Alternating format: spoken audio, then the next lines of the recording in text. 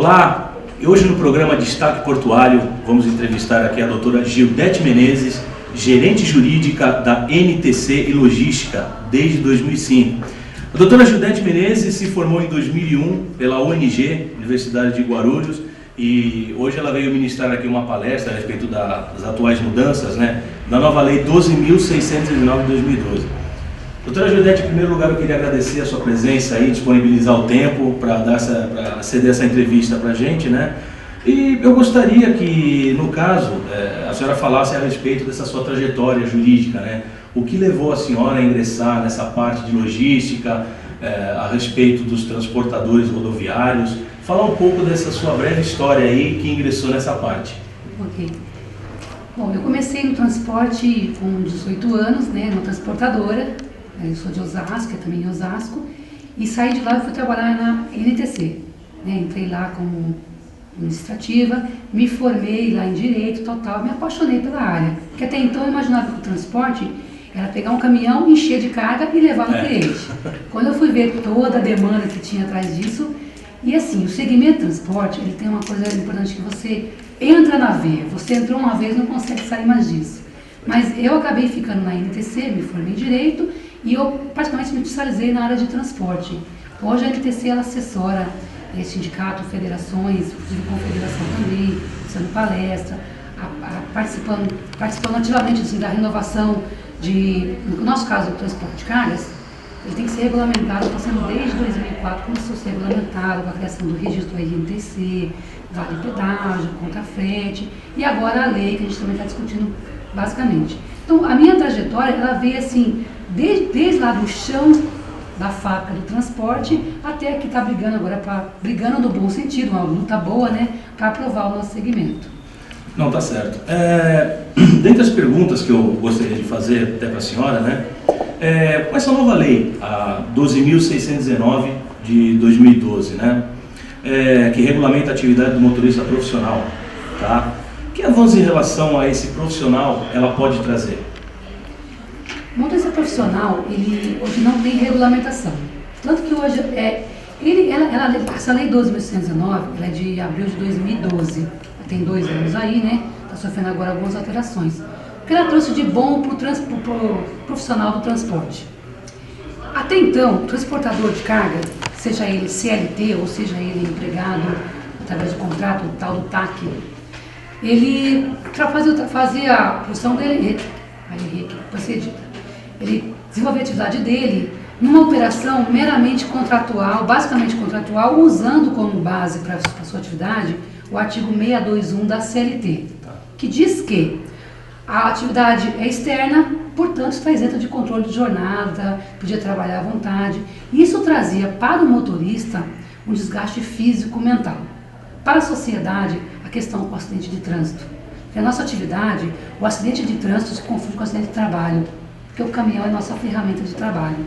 Então, a premissa da lei foi segurança para o profissional, porque qualquer profissional hoje que tenha minimamente condições de trabalhar, ele é regulamentado na CLT, tem lá um capítulo. O nosso segmento não tinha.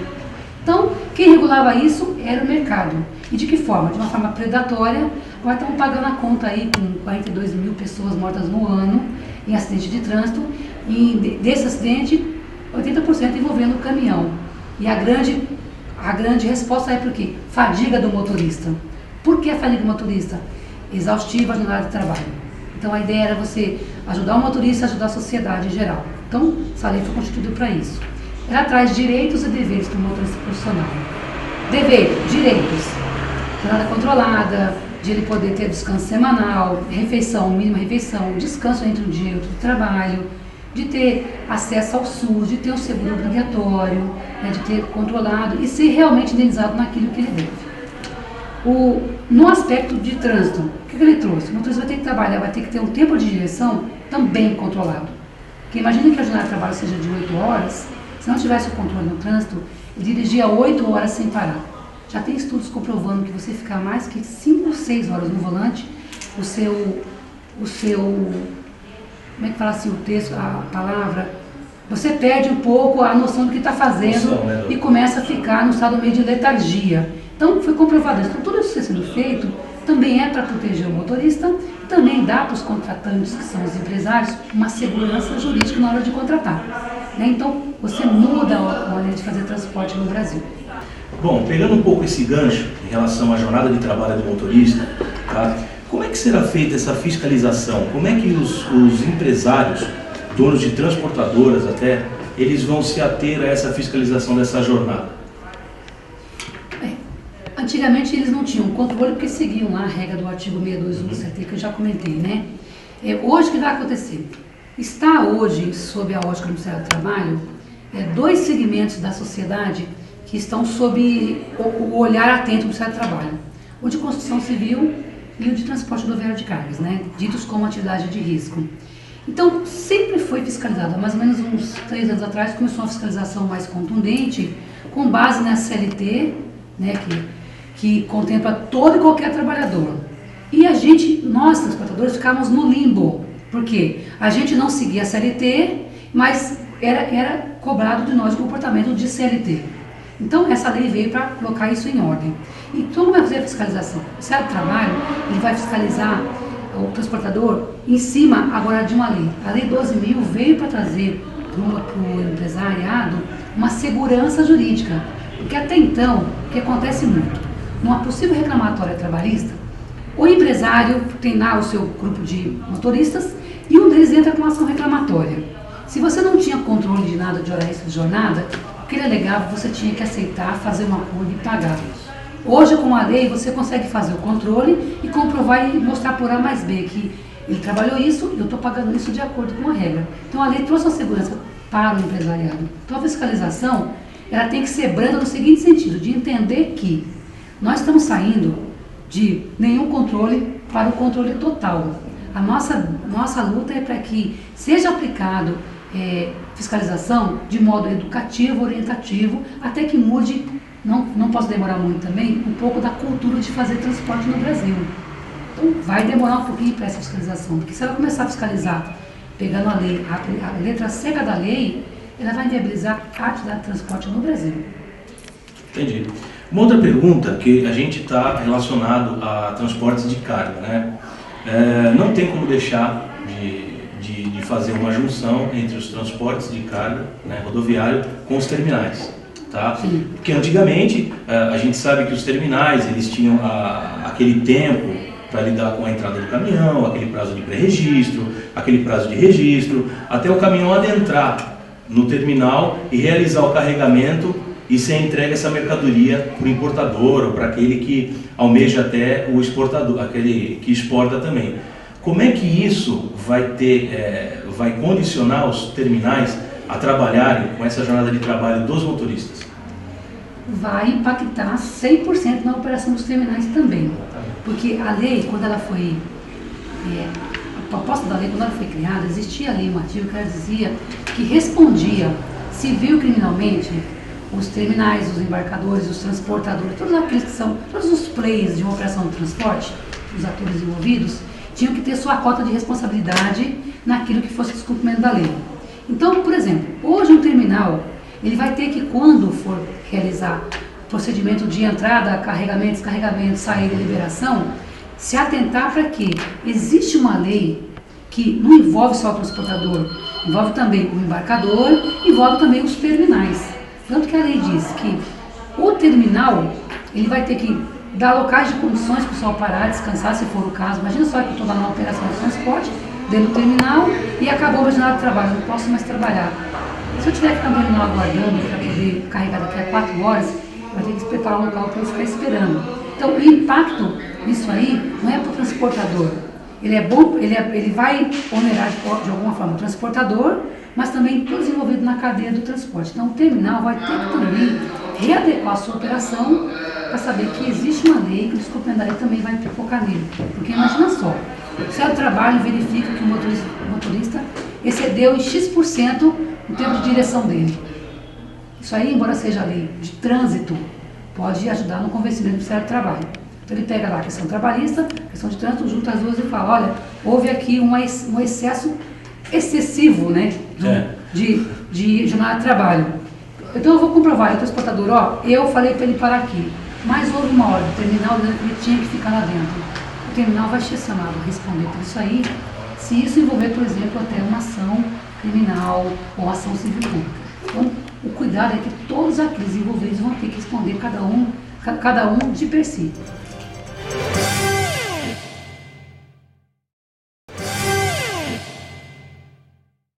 E continuando com a entrevista com a doutora Judete Menezes, doutora, mais ou menos em março desse ano, houve um seminário itinerante com um jovem lá em Vitória, né? E eu queria dizer um trecho aqui, que foi falado até pela senhora lá, né? Saímos de uma realidade de nenhum controle para controle total, e isso foi impactante para as empresas. Mas a norma veio para regulamentar a profissão do motorista, trazer uma segurança jurídica que buscávamos há tempo, e ela está mudando, até mesmo para facilitar a sua plena aplicabilidade. Porém, aviso aos empresários, ela não foi revogada, nem suspensa, ela está em pleno vigor. Mediante esse texto aqui, no caso foi até a senhora que disse lá nesse seminário, como é que as empresas hoje em dia, as transportadoras, como é que elas estão se adequando a essa nova lei que regulamenta a atividade do motorista profissional? No início todo mundo fica esperando assim, vamos ver se essa lei realmente vai pegar, aquela coisa toda, né? Mas assim, de acordo com esse evento da Conjove, por exemplo, Conjove é a Comissão de Jovem Empresário da MTC, a gente faz eventos em vários locais do Brasil, Vitória foi onde eu estive lá, então o recado que eu tento dar é esse. Porque o que acontece? A adequação realmente é muito complicada. Quando você sai, né, de um controle total, você fala, como é que eu vou fazer o controle? Eles começaram a mesmo assim, vamos esperar para ver se isso vai pegar, se a lei vai dar. A gente, não, a lei vai pegar. Muitos empresários estão dizendo o seguinte, eu comecei a fazer o controle criando lá uma papeleta de controle. Não deu certo, eu mudei para um diário de bordo, agora eu contratei uma empresa de tecnologia, então estou fazendo minha adequação. Mas a maioria está trabalhando na questão cultural ainda, fazendo treinamento, mandando o motorista participar de evento, participando de seminário, e o nosso trabalho é fazer isso, orientar o pessoal como é que tem que ser feito. Mas o que eu percebi das empresas, em geral, é que elas estão esperando, como existia uma proposta de alteração da lei, estavam esperando que a lei alterasse para realmente começar a se adequar. Então, o nosso recado é esse. Não esperem a lei, já façam a adequação nesse tempo que a gente espera que seja ainda educativo. Então, a maioria está tendo dificuldade de cumprir a jornada justamente porque tem embarcadores, iniciadores de risco, terminais, falta de infraestrutura, falta de local de parada. Então, a não adequação à lei é uma questão cultural e também de infraestrutura. Então está difícil para eles se adequarem. Então a gente imagina que com essa alteração que a gente está propondo, a partir talvez desse ano ou do ano que vem, que melhore um pouco essa adequação, que o pessoal possa realmente fazer. Mas se você fizer um levantamento que a gente fez há pouco tempo, aí, uns 4 meses atrás, 80% das empresas não estavam ainda adequadas à nova regra. Por dificuldade mesmo, não é nem por má vontade, por dificuldade de infraestrutura mesmo. Falta de motorista, né? Então, basicamente isso. No caso aí, a gente percebe que são vários setores envolvidos, né? Para que essa lei aí seja aplicada de maneira eficaz, né? Uma outra coisa também, a respeito da nossa entrevista, que eu gostaria de saber até, me fala a respeito das principais propostas dessa lei, tá? E até na sua palestra aqui, eu até prestei atenção, estou até dando oportunidade para os espectadores aí saberem das principais propostas. O que eu levantei ali foram mais ou menos 11 pontos, né? Que foram os 11 pontos que foram, quando a lei 2019 entrou em vigor, então a gente começou a fazer palestra para explicar o que era a lei. Nisso a gente verificou que tinha aqueles pontos nevrálgicos na lei. Então, a flexibilização do tempo de parada, que a lei diz que são 11 horas, a gente queria que fosse 9 mais 2, a proposta agora é que seja de 8 mais 3, é um ponto. O tempo de direção, que eram só 4 horas, dirige 4 horas, para meia hora. Então, queriam que mudasse para 6, conseguiam mudar para 5 horas e meia, né? A flexibilização, por exemplo, do jornal de trabalho. A lei não dizia nada, mas era implícito, mas havia alguém que dizia que se podia controlar o início e o final do jornal de trabalho do motorista profissional externo. Impossível. Então, a lei vem dizendo claramente que ele é flexível, início e fim. Outro ponto também que vale a pena destacar é a questão securitária. A lei traz como direito do motorista ter o seguro obrigatório de no mínimo 10 vezes o salário da categoria. Só que o que cobre esse seguro? Então a lei vem definindo que seguro cobre o tempo de espera, que é a grande celeuma da lei, o tempo de espera. E ele dizia lá na lei anterior que você só contava o tempo de espera após a jornada de trabalho. Alteração, que o tempo de espera possa ocorrer dentro da jornada de trabalho. E ele era indenizável, agora seria remunerado. Então tem alteração também nesse ponto aí. Outro ponto também é a questão dos locais de parada. Existe a proposta na lei que os locais de parada, que será feita fiscalização em locais de parada que tem uma relação definitiva dos locais que são adequados a receber motorista nesses pontos de paradas, né? Também a questão do fracionamento do tempo de intervalo para refeição. A lei garante ao motorista o descanso de 1 hora para refeição. Também pode ser flexibilizado em 2 períodos e pode coincidir também com o intervalo do tempo de parada. Então, basicamente, são esses pontos que foram realmente colocados lá, e também que a própria alteração propõe que as multas aplicadas até hoje em decorrência do descumprimento da lei sejam convertidas em advertência e que, enquanto não tiver totalmente implantado os pontos de parada, sejam aplicadas fiscalizações educativas e orientativas, né, não punitivas. Então, basicamente, foi isso o proposto em relação à questão da lei de 2119. Tá, a gente percebe aí que, por exemplo, a respeito dos pontos de parada, né? Isso daí vai ter uma grande ajuda governamental, ou no caso a senhora acha que deve ser da iniciativa privada, né, surgir esses pontos de parada para que haja aí um sistema de fiscalização, um sistema até de alimentação do motorista, né, do profissional. No seu aspecto, pelo que a senhora enxerga, isso daí deve ser mais abrangente da forma da iniciativa privada ou iniciativa do governo? Da privada, porque a privada tem uma questão de agilidade, né? Então eu chego lá, o governo se propôs, nessa proposta de alteração da lei, se propôs a flexibilizar a liberação de locais para construção, de alteração de contrato de concessão de rodovia. Então se propôs a criar política para viabilizar a implantação desses pontos de paradas. Basicamente para quê? Quem já tem, por exemplo, um ponto de parada lá, ele quer criar, ele tem lá um posto de gasolina, ele quer criar um ponto de parada. Então é muito mais fácil essa pessoa comprar, investir, fazer o investimento, do que esperar o governo abrir licitação, ter todo o procedimento licitatório, que é demorar, tal. Então, eu imagino que à primeira vista, a implantação vai ser mais da iniciativa privada. E o governo, comprometido como está agora com a questão da lei, vai fazer isso mais só a longo prazo, em função de 3, 4, 5 anos. Então, a princípio, eu acredito ainda que a gente consiga isso, porque vai ter investimento das empresas, dos embarcadores, dos terminais, dos próprios postos em beira de rodovia, né?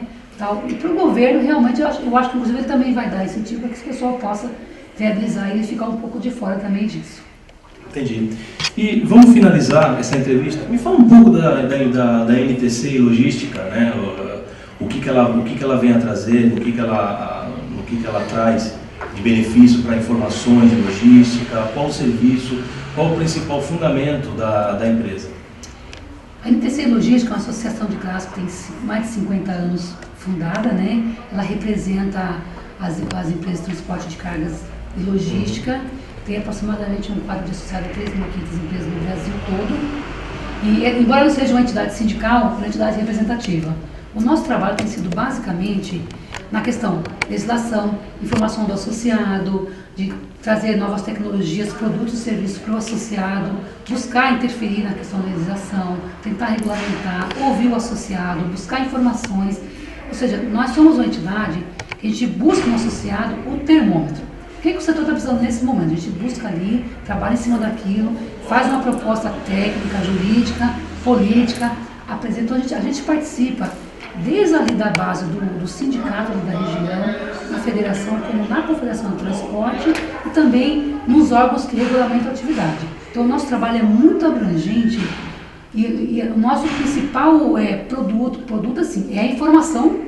E o nosso principal destinatário é o setor de transporte de carga como um todo, logicamente preferindo mais o associado.